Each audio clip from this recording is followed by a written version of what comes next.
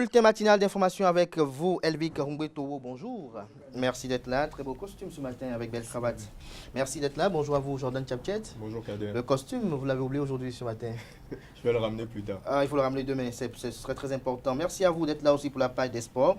Alors, Elvic Rumbetowo, on démarre ce bulletin matinal d'information avec le président de la République, Patrice Talon, qui accorde la grâce présidentielle à 464 personnes à travers un décret. Effectivement, 464 personnes impliquées dans les événements de 2019 et 2021 et condamnées par différentes juridictions, dont la Cour de répression des infractions économiques et du terrorisme CRIET, sont graciées par le président Patrice Talon.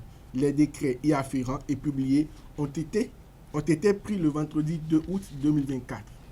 Le 31 juillet et 1er août 2024 dernier à Bassila, dans le département de la Donga, 4 membres d'une famille sont décédés suite à une intoxication alimentaire. 4 membres d'une même famille sont morts d'intoxication alimentaire. L'horrible scène s'est déroulée le 31 juillet et 1er août dernier à Bassila. Les victimes sont une mère, ses 2 enfants, en plus de leur grand-mère. Ceux-ci sont juste passés de vie à trépas à la suite de la consommation de la pâte de maïs accompagnée de sauce. L'un des enfants est décédé tout juste après le manger et les 3 autres sont atteints le 1er août. Pour la célébration du 64e anniversaire de l'indépendance du Bénin, le président Djangoun marque les esprits avec un défilé exceptionnel. Nous vous emmenons à Parakou où le président Djangoun a marqué les esprits avec un défilé humoristique exceptionnel pour célébrer le 64e anniversaire de l'indépendance du Bénin. Découvrez comment son arrivée spectaculaire sur son char, dans un style vestimentaire unique, a captivé une foule immense. Le président Djangoun, fidèle à sa tradition, a offert à sa population à Parakou un défilé humoristique à l'occasion de la 64e anniversaire de l'indépendance du Bénin. Pour cette 4e édition, une foule immense s'est rassemblée venant de tous les coins de Parakou pour assister à cette célébration organisée par le président Djangoun. Son arrivée spectaculaire sur un char, arborant un style vestimentaire atypique, a marqué les esprits et ajouté une touche mémorable à l'événement. Au programme, plusieurs passages agréables ont eu lieu sous le regard bienveillant du président et des membres du gouvernement djangois. Le président Djangoun a profité de l'occasion pour envoyer un message fort à la jeunesse. Et lorsqu'on parle d'indépendance, ce n'est pas sur moi l'État que vous allez compter. L'indépendance, elle est psychologique. L'indépendance, elle est personnelle.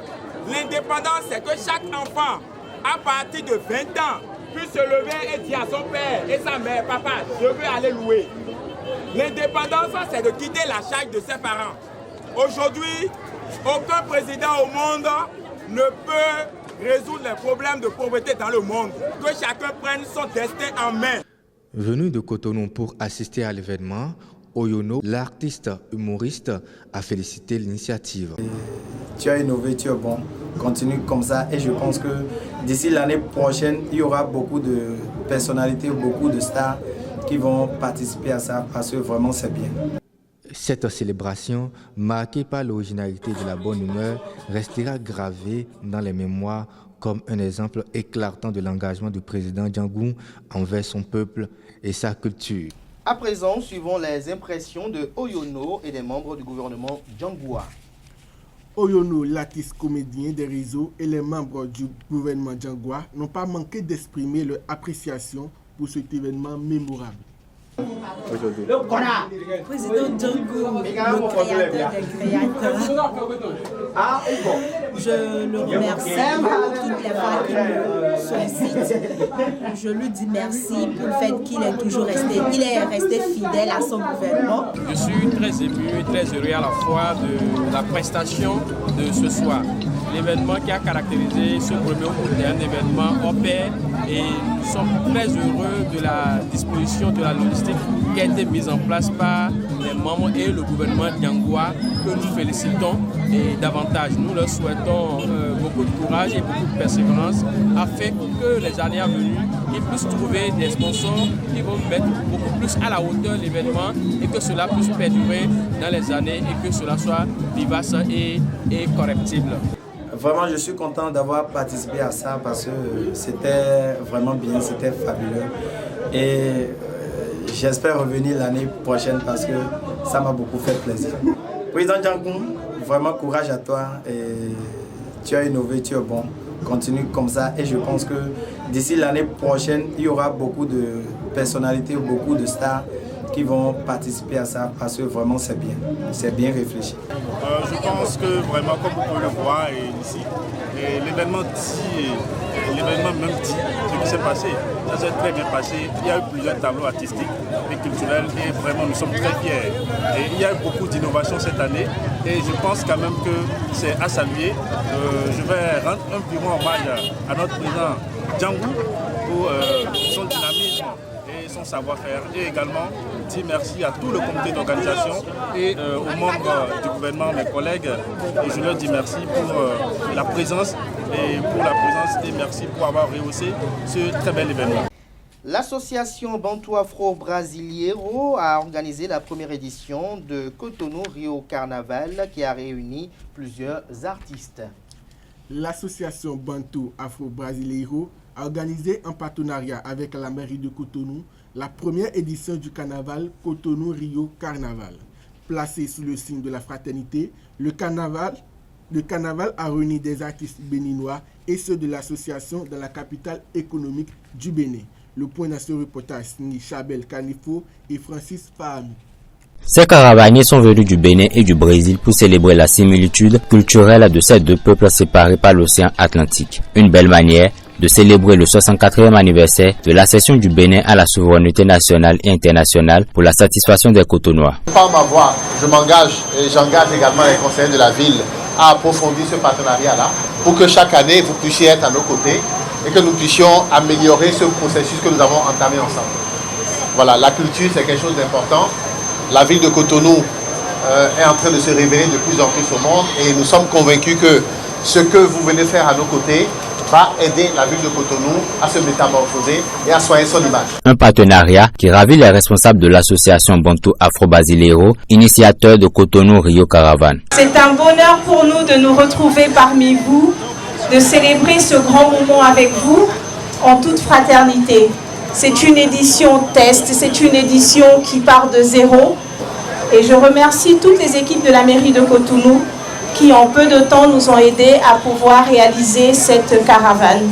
Merci monsieur le maire, merci à toutes les autorités et merci aux partenaires qui sont là. Je vous remercie du fond du cœur. Cotonou Rio Caravan donne l'occasion à la mairie de Cotonou d'énoncer de nouvelles perspectives. Je saisis l'opportunité pour vous souffler que nous sommes en train de travailler pour qu'il y ait une coopération entre la ville de Cotonou et Rio. C'est pour dire tout l'intérêt que nous avons pour votre pays, pour le Brésil, voyez-vous. Et voilà, nous sommes heureux et vive ce carnaval-là. Je vais y participer moi-même. Placée sous le signe de la fraternité, cette caravane a été colorée aux couleurs de l'indépendance du pays de Béhanzin. À présent, suivons l'appréciation ou les impressions des membres de l'association sur le déroulé de la célébration. Au thème de ce carnaval, des membres de l'association Bantu Afro Brasileiro ont apprécié le déroulé de cette célébration. Suivons ensemble. Ça a été un moment unique, riche en émotions et riche de partage. L'association Bantu Afro Brasileiro est née à Olinda, dans une petite ville de 500 000 habitants au Brésil, dans le nord-est. On représente en fait tout ce qui est culture afro-traditionnelle. On est tous issus d'un ballet de danse populaire. Donc personnellement, je me suis approfondie dans le domaine de la culture. Je suis ingénieure culturelle. Et pour moi, d'avoir été ici au Bénin sans rien faire, ça ne nous ressemble pas. On a voulu travailler pendant 1 an depuis les dernières manifestations à Ouida. Nous avons travaillé avec l'ensemble des artistes pour pouvoir promouvoir la culture afro-brésilienne et la tradition du Bénin, pour pouvoir nous reconnecter en fait à la terre-mère. La culture, c'est notre identité. Et la culture, je dirais encore plus que c'est l'âme d'un peuple. Et aujourd'hui, ce carnaval lance réellement cette connexion-là que la diaspora afro a besoin pour revenir sur sa terre mère, sa terre natale, Et on ne peut que saluer l'initiative de la présidente. Mon plus grand souhait, c'est que cette première édition ne soit pas une dernière. Pour nous, que cette première édition puisse être répétée de façon récurrente et que ça ne se passe pas seulement à Cotonou. L'objectif, c'est en fait de retrouver notre identité, notre ADN, nos souches. Parce qu'on a été déportés, parce qu'on s'appelle tous des noms qui ne sont pas nos noms. Et là, le fait que le Cotonou s'ouvre en fait aux afro-descendants, on se dit c'est le moment ou jamais où il faut venir voir nos frères, échanger avec eux et se reconnecter. Et le carnaval en lui-même, c'est un moyen de reconnexion sociale. Il faut que cette première édition nous permette aussi d'avoir une deuxième édition, une troisième édition, une édition qu'on va toujours faire pour que cette connexion entre le Brésil et les afro-descendants puisse vraiment commencer par venir connaître leurs sources, leur culture et leur identité. Je demande vivement au gouvernement, comme l'a si bien fait la mairie de Cotonou pour la première édition, que le gouvernement accompagne cette initiative désormais, que le ministère de la Culture nous accompagne, s'implique réellement pour que la diaspora, les afro-descendants qui ont véritablement besoin de se reconnecter à leurs sources se trouvent vraiment considérés, se trouvent vraiment dans leur culture et valorisés. On s'intéresse à présent au lancement du programme Futur pour la formation des jeunes béninois aux compétences numériques dans les locaux de ZAE Parakou. Depuis 2020, le programme Futur se consacre à la formation des jeunes béninois aux compétences numériques avec pour objectif de démocratiser l'accès au numérique et à la technologie. Cette année, les sessions de formation se tiennent à l'USAE de Parakou, offrant aux participants du septentrion les clés du futur numérique du Bénin.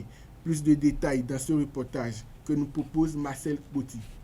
Programme Futur, un programme qui vise à favoriser l'épanouissement numérique de la jeunesse béninoise. Depuis 2020, ces initiateurs forment les élèves et étudiants aux compétences numériques, leur faisant découvrir la programmation, l'intelligence artificielle et bien d'autres domaines. Le programme Futur a principalement pour objectif de démocratiser le numérique et la technologie, d'aider la jeunesse à vraiment se sentir à jour vis-à-vis des jeunes des autres pays dans le numérique, tel que l'intelligence artificielle et le développement web. L'université USAE, l'université qui nous accompagne dans cette formation, dans l'exécution de ce projet, tout évolue bien. Les étudiants ils se sentent en sécurité. Nous avons commencé par les bases de la programmation qui est le HTML, et dans le HTML, nous avons l'utilisation des balises. Nous avons beaucoup plus travaillé dans l'intelligence artificielle en utilisant le chat GPT.